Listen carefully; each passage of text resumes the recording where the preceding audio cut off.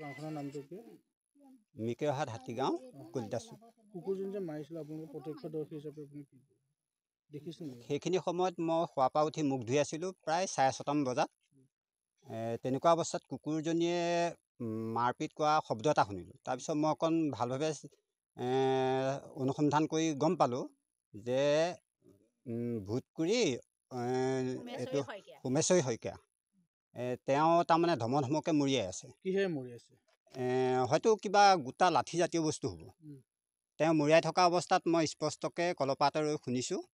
শুনাৰ পিছত গম পাইছোঁ যে এই মাইকী কুকুৰজনীক মৰিয়াইছে। সেই কুকুৰজনী আমাৰ ঘৰৰ ভিতৰতো সোমাই আমি গেটটো খুলি দিওঁ, আকৌ আৰামত ওলাই গুচি যায়। সেই যদি কুকুৰজনীয়ে তেওঁলোকৰ ব্ৰইলাৰ খাবলৈ আহিছে তেতিয়াহ'লে তেওঁলোকে বাটটো বন্ধ কৰি ৰখাটো নহয়। কুকুৰজনী মাৰি পেলোৱাটো বেয়া কাম কৰিছে আৰু এই ক্ষেত্ৰত কিন্তু আমি বেয়া পাইছোঁ। কুকুৰজনী অলৰেডি গম পাইছোঁ সৰু সৰু পোৱালি কেইটামান আছে।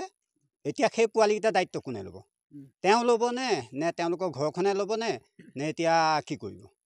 যদি পোৱালিকেইটাৰ বিহিত ব্যৱস্থা তেওঁলোকে নকৰে, এইটো আইনী প্ৰক্ৰিয়াই ৰাইজে যি সন্মত কৰে সেইটোত আমি সাজু। কুকুৰজনী আপোনালোকে অঞ্চলটো জনপ্ৰিয় আছে? কুকুৰজনী কাৰো ঘৰত অপকাৰ কৰা আজিলৈকে দেখা নাই। তেনেকুৱা উগ্ৰও নহয়, ধুনীয়াকৈ ঘূৰি পকি ফুৰে গাঁওখনত, আমি নিজে দেখি আছোঁ। তেওঁ মানে ব্ৰইলাৰ খোৱাৰ কাৰণে কুকুৰ মাৰিলে? যদি তেওঁলোকৰ ব্ৰইলাৰ খাইছে তেওঁলোকে মৰা পোৱালিকেইটা পিছফালে পুখুৰীটোত কিয় পেলায়? ধোঁৱা কাউৰী আজি অলপ দিনৰ আগৰ পৰা আমি দেখিবলৈ পাইছোঁ। কিহৰ কাৰণে হৈছে ধোঁৱা কাউৰীখিনি? নিশ্চয় তেওঁলোকে পেলায়, সেয়া খাবলৈ হয়তো আহিব পাৰে। সেই ক্ষেত্ৰতো কুকুৰজনী গাত দুখ নাছিল। নাম কি ক'লে যিজনে মাৰিলে? নামটো কি ক'লে? ভূতকুৰি ওৰফে এই সোমেশ্বৰী শইকীয়া। দিব্যজ্যোতি শইকীয়া। আপোনাৰ গাঁওখনৰ নামটো কি? আমাৰ গাঁওখনৰ নাম মিকেৰহাট হাতীগাঁও কলিতাচুক। এইটো গতিকে মই কওঁ কি, কুকুৰ দুটাই আছিলে আমাৰ চুবুৰীটোত। আজি এটা সেয়া মৰিলে, আৰু এটা কুকুৰ আছে আমাৰ ঘৰতো থাকে, এখেতলোকৰ ঘৰতো থাকে। এনেকৈ কুকুৰজনীৰ লগতো থাকে, ৰখি বান্ধি দুইটাই একেলগে থাকে।